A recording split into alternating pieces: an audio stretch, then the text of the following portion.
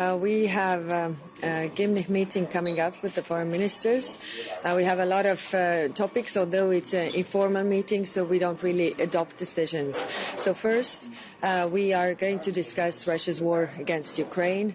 What more can we do? We see that Russia does not want peace, although there are a lot of diplomatic efforts made to bring Zelensky and Russia to the table. Then, in relation to that, because it always comes up, we are going to have a deep dive into frozen assets issue. There are pros and cons. There are some sensitivities regarding this, but we really have to have argumented debate about this. What are the risks? Because we can't possibly imagine, we have to have an exit strategy. We can't possibly imagine that, if this there is ceasefire or a peace deal, that these assets are given back to Russia if they haven't paid for the reparations. And then we will have a discussion on the Middle East. A lot is happening there as well.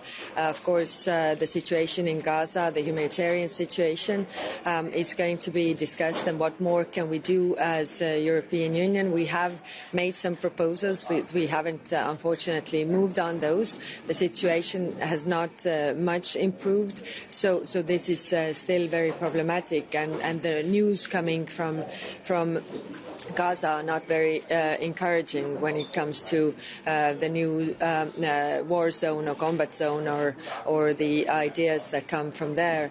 And then, of course, Iran. As you know, the snapback was started, so now we have 30 days to really use the diplomatic efforts.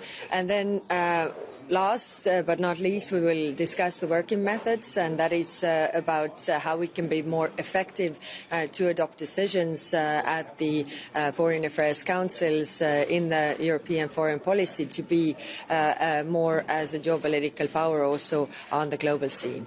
So I will be able to answer your questions later on for the press conference.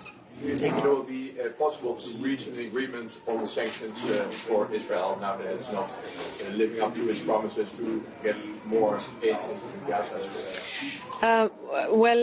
I'm not very optimistic, because even the option that we propose, which is quite a lenient one when it comes to their participation in the Horizon program, even there we don't have qualified majority together.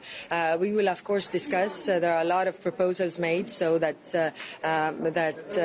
those countries who haven't been supportive, that they could come on board, but this is I'm not very optimistic, and today we are definitely not going to adopt decisions. What signal does it send to Israel if the European Union still is divided on this? It sends a signal that we are divided about this issue, and that's when we are divided, we don't have a unified voice, and if you don't have a unified voice, then on this topic we don't have a voice on the global scene. So that's definitely very problematic. Then on the decision or the question regarding UN and what is happening there, first we have to get the facts straight. We will definitely discuss this today, and then of course we are supporting the principles that United Nations is a place for all the nations who have a status. So we will definitely discuss, but first we have to get the facts straight. Thank you.